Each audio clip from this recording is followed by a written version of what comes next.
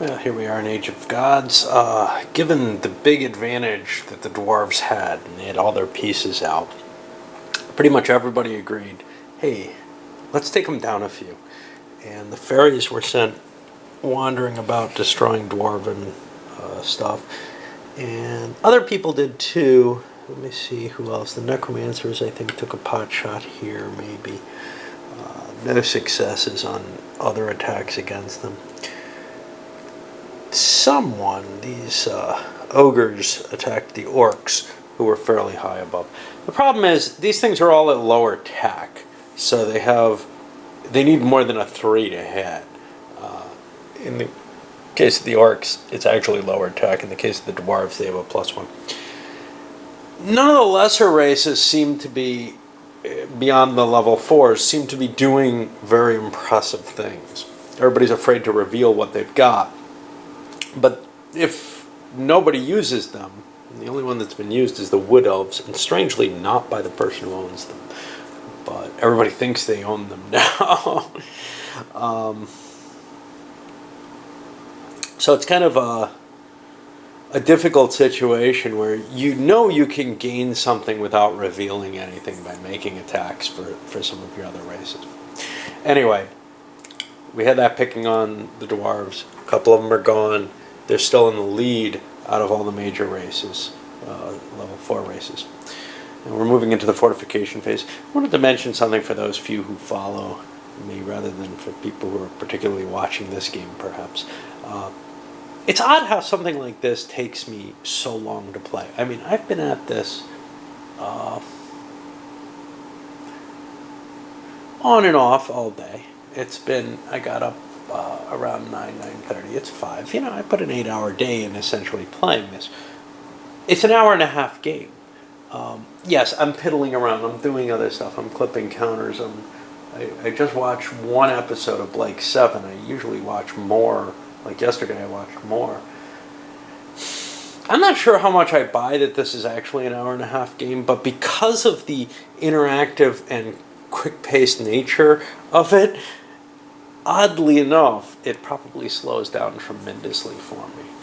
Games that have this kind of nature, it's very hard for me to actually pay attention enough to play. Or maybe I'm just changing my tastes, because there once upon a time I was able to do these better, or more quickly. Alright, so on to the fortification phase. Not everybody played one. The humans, for example, with the first option did not. However, the orcs dropped one down here, or maybe all my speaking that slows me down so much. The barbarians dropped one here, but they also got a love marker here. They're trying to fortify their position. They're not doing terribly badly, and they would like to reduce the directions under which they could be attacked. Problem with this is the love marker is next to the kind of weaker races that they're near. So that may be a problem, or a poor move. Chaos fortified its city.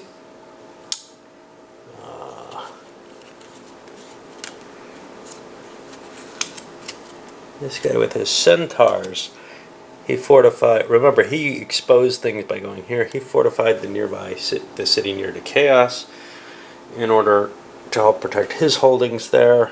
And then our final, which is the elves, fortified next to the centaurs. They just want to make sure they don't get wiped out, and they don't really see a likelihood that they're going to expose something else. Alright, well, we're on to combat. And we have a number of people did attacks here, starting with the humans. They were able to expand for free down into where the fairies had been. I don't know, I can't remember who's who. The orcs, I don't think they succeeded, but I'm not positive. They made an attack against this. The barbarians, I think, swept into here against Chaos. Yeah, I know, you see dwarves there now. Chaos failed at whatever it attempted. I don't remember what it was. think against the Centaurs, but I'm not sure. And then the Dwarves went not with the Centaurs, and they managed to roll a 6 going into here, and then they managed to also take the city. So they're really in the lead. They hold both the Centaurs and the Dwarves. Everybody's really got to start paying attention and hitting them at this point. Now, here's the thing, because before this, combat hasn't meant much. People have been kind of flowing back and forth, making attacks, and then whatever they attack, if it's another player, can just attack and take it back. So the only really safe, and it comes down to die rolls, right? I mean, you roll a 3, you get it, you don't. There might be the tech edge or whatever, but only where there were neutrals and they're weaker and this, that, and the other was it easy to just sweep in and take somebody. Anyway, the High Elves marched down and they finished off the Voracious. I don't remember whose those are. Even the player who has them doesn't remember because all these things are hidden. It's hard to do solitaire. Somebody's on that. Oh, it's the Orc player who has them. And they probably should have revealed them and used them. They've already been revealed. I don't know why they did the Orcs, but... So now we're on to the card play side. And the card play is clearly more interesting than the combat itself. Let's see what came out from this. So first, the humans started off with Chaos, gave a mutation. Chance that this could have been Chaos that spawned here, but Chaos was doing pretty poorly. They ended up spawning in a Dwarven hold. Hey, that's great. Next one, Necromancers. They brought the Voracious back here. We see they're not there anymore, but third one, Halflings, got a Civil War. That brought the Halflings back into the game. They exist again, taking out a Dwarven city. I don't know who's next. 4. 1, 2, 3, 4. Sounds like this guy. With Chaos. He played the he played the Gargoyles. Flew in here. Took it. Got a 6 and then attacked here. The Dwarves came back. Is this the Dwarves? Huh. I forgot about their +1 for the God of War. It didn't matter. The Dwarves came back, took it back. Now this was Centaur held before. And then marched into here. They also got a 6. And then the final race played the Dark Elves to destroy this. It being the High Elves, they thought they could have a chance of slipping in if no one else does. Now, they don't because the Dwarves go before them and all that. But at least it destroyed a Dwarven unit. And maybe this one can be killed before the Dwarves can get it. So that's the end of that action phase. We slide over. The level 1 races are going to be dealt out. One more thing happens here, well, other than the token being switched, is everyone except for this guy gets to place their bets. He gets to hold off until turn 9 because of his special ability. Although he's probably already made them, because I count the cards. So he doesn't have any of his regulars face up. He has 2 cards left. Now that comes out 1 off of what I expected, so I'm wondering if I did an extra card play in there. See, when I count, I say that there are 8 cards dealt out originally, and you get 4 race cards. That gives you, because they haven't gotten one of their cards. That's why. Okay. Yeah. But all the same, you have exactly the right amount of cards to make it through the game and make a bet. You have, what, 1 extra? Is it? We're going to be playing 3 cards and 2 for... Yeah, so there's going to be 1 extra card at the end of the game. Now, so that means there's only 1 race you're not going to reveal, or you can hold off and not make bets. He's got that option of not making bets that he can keep kind of in the balance there. But bets could be very valuable, or they could be totally useless. Anyway, let us see what people do. Okay, the cards are out and everybody's placed their bets. The first player chose none. Everyone else looks like one card each.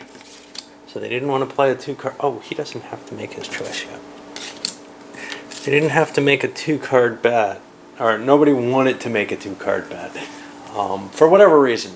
You know, I mean, if you're sitting on something like this, that's 3 victory points right there. That's what your bet is worth. So if keeping your country from being revealed, or your race from being revealed, helps you there, it's clearly a worthwhile decision. I'm not sure anybody put that kind of thought in.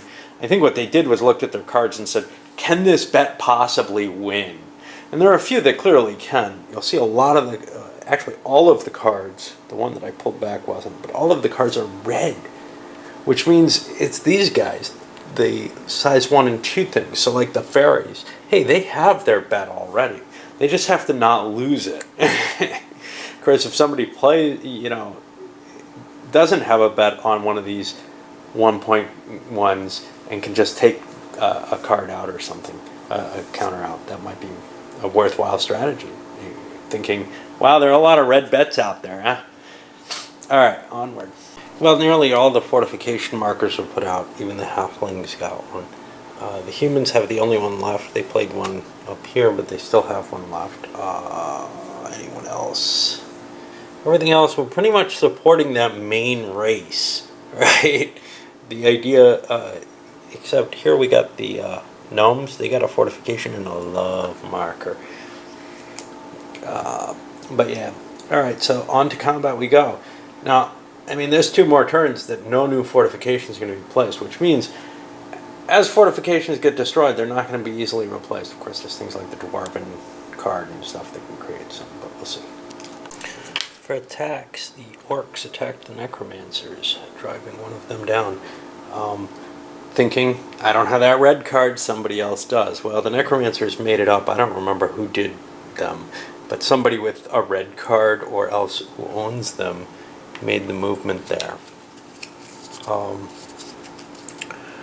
The barbarians, did they do something? I don't think so. No, the gnomes were used instead. They walked in and were able to steal the dwarven fortress, which is a huge bonus for them. Chaos. That may have been the necromancers who went. Yeah, they did that. Our good old friends who are doing really well with the god of war, the dwarves, proceeded to run their holy war to attack the high elves. They lost, and then the high elves came back and attacked them. See, the elves have a +1 technology essentially because of their bonuses, whereas the centaurs have their holy war, which is +2. And the humans went and grabbed an empty island space, and now we're on to the card play. Okay, we're starting to see things be revealed. For example, Goddess of Peace played her Voracious. I'm in a roll on here. I don't remember what happened. I think it was an Awakening the Dragons. Something was destroyed. I don't remember what. Something dwarven, centaurish, and well defended. And not this. The Goddess of Love played Nomads and moved her goblins into a position where they could perhaps grow or survive or something. Death played Cav Charge. I think this was launched by Chaos, but this was already in place. He already did that. I think there was some Chaos attack. I don't know what happened because I don't see an effect of it on the board. Yeah, no, that's not right. I don't know what the hell happened there, because that's not the right thing. Because the fairies were played by him. Oh, okay, no, that's fine. That's right. So the dwarves were also revealed with their fortress, and they built a fortress for the centaurs, at which point the high elves played their fairies, and won by being losers. That's how the card basically works. You make an attack. If you lose the combat, you get the territory. If you don't lose the combat, you do. Kind of a cosmic encounter-ish type thing. And then finally, the humans, the guy who's been playing the humans, kind of reveals that he's got some interest, and since he doesn't, well, he can put a bet whenever he likes. He played his Wood Elves card and added a point of tech to them. I think that means it's very likely that he has the Wood Elves. That would be the kind of thought that would come from that. Now we go to turn 8. I'm going to wrap this one and send it up and probably get the rest of it all on one. But that's the position we're in right now. It's hard to tell who's winning, per se. We got a couple of people who are doing very well in terms of total number of territories taken. The human player and the high elf player. Now the human's always been kind of in it. The high elf has been struggling back and forth. It's odd to see them in that good a shape. They took out the centaur, and that's put the dwarf in a much less frightening position, which may actually be an error on his part. What else did he have? Dark elves.